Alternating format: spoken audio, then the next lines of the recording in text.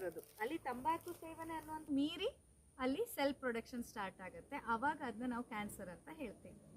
But ನಾವು in general ನೋಡಿದ್ರೆ ಅದೇ ಈಗ ಕುಡಿದೇ ಇದ್ದವರಲ್ಲೂ ಬರುತ್ತೆ ಅಂತಾರಲ್ಲ, ಯಾಕೆ ಅಂತಂದರೆ ಅಲ್ಲಿ ಕ್ಯಾನ್ಸರ್ ಅನ್ನೋವಂಥದ್ದು ಬರೋದಕ್ಕೆ ಕೇವಲ ಕುಡಿತ ಒಂದೇ ಕಾರಣ ಅಲ್ಲ, ಅಥವಾ ತಂಬಾಕು ಒಂದೇ ಕಾರಣ ಅಲ್ಲ, ಜೆನೆಟಿಕಲಿ ಕೂಡ ಬರ್ಬೋದು.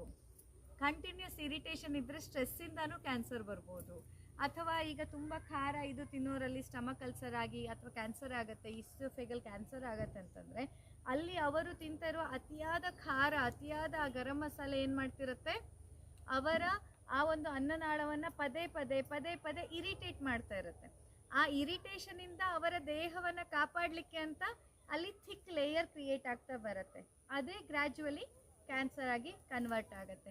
ಅಥವಾ ನಾವು ಯಾವುದಾದ್ರೂ ಈಗ ಆ್ಯಡೆಡ್ ಅಂದರೆ ಪ್ರೊಸೆಸ್ಡ್ ಫುಡ್ಡಲ್ಲಿರುವಂತಹ ಕಲರ್, ಕೆಮಿಕಲ್, ಪ್ರಿಸರ್ವೇಟಿವ್ ಏಜೆಂಟ್ ಅಥವಾ ಪೆಸ್ಟಿಸೈಡ್ಸ್ಗಳನ್ನು ಅತಿಯಾಗಿ ನಮ್ಮ ದೇಹಕ್ಕೆ ಕೊಡ್ತಾ ಹೋದಾಗ ಸೊ ಅದರಿಂದಾಗಿ ಇರಿಟೇಷನ್ ಕ್ರಿಯೇಟ್ ಆಗುತ್ತೆ. ಆ್ಯಂಡ್ ಆ ಇರಿಟೇಷನಿಂದ ಕೋಲೋನ್ ಕ್ಯಾನ್ಸರ್ ಇರ್ಬೋದು, ಸ್ಟಮಕ್ ಕ್ಯಾನ್ಸರ್ ಇರ್ಬೋದು, ಅಥವಾ ದೇಹದ ಯಾವುದೇ ಭಾಗದಲ್ಲಿ ಬರ್ತಾ ಇರುವಂಥ ಕ್ಯಾನ್ಸರ್ ಅನ್ನುವಂಥದ್ದು ಕಾಣಿಸ್ಕೊಳ್ಳುತ್ತೆ.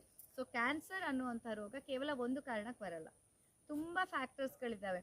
ತುಂಬಾ ಇರಿಟೇಟ್ ನೀವು ತಲೆಗೆ ಮಾಡ್ಕೊಳ್ತಿದ್ರೆ ತಲೆ ಕೂಡ ಇರಿಟೇಟ್ ಆಗುತ್ತೆ. ಆ್ಯಂಡ್ ಆ ಇರಿಟೇಷನಿಂದ ಕ್ಯಾನ್ಸರ್ ಬರುತ್ತೆ.